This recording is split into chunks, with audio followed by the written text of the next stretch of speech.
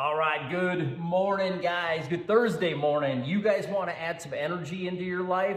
This is how you do it. I'm going to go play a quick little video here, and then we're going to touch on salt and vitamin B12. Your body is begging for vitamin B12 if you have the following: feeling of exhaustion or weakness, pale skin, looking like you're very anemic, shortness of breath, especially from getting up from a seated position, if you have tingling or numbness in your hands or your feet, or if you have some type of electric shock nerve pain throughout your body, suspect a B12 deficiency. Depression and other mood disorders can also be related to a B12 deficiency. Loss of cognitive function, which is a loss of memory, concentration, and focus, are all signs of a B12 deficiency. Get your B12 from meat, liver, eggs, fish, dairy. If you're taking a supplement, make sure it's the methylcobalamin and not the cyanocobalamin, which is the synthetic.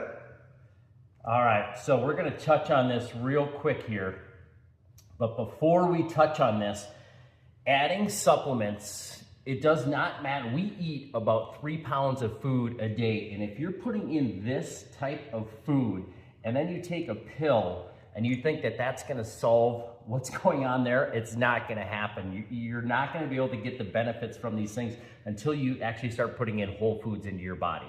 So number one, eating whole foods, one ingredient foods is the foundation. Otherwise, you're just wasting your money on all of these supplements because they're not even getting into your body. But the vitamin B12, so I can't even say it, but make sure you get the metha, and this is just a brand here, but get that version of it. I mean, this is such a huge weapon that I added into my diet about 3 months ago, just through all the research. And I eat a ton of meat. I get a lot of that, but still, our food is so it's not as nutrient dense as it once was. So adding in supplements is very, very key. The other thing too, when you're eating whole foods, the beauty of this, you get to be extremely generous with salt. So I've got my eggs and my avocado here.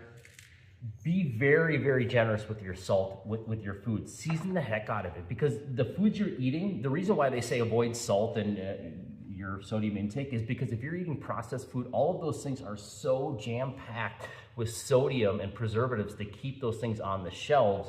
That's why we shouldn't be adding any salt to any of our food. But now you definitely need it, because for one, we should be drinking at least a gallon of water a day. Salt is key for the electrolytes, and we need electrolytes for nerve and muscle function and brain function. So getting the salt, so anything that you're cooking, add as much salt as you want to that for one, great flavor, and you need it. Your body needs it, especially if you're drinking a good amount of water a day. And again, I highly recommend getting a gallon of water a day, and then adding this vitamin B12. I mean, the energy, the brain function.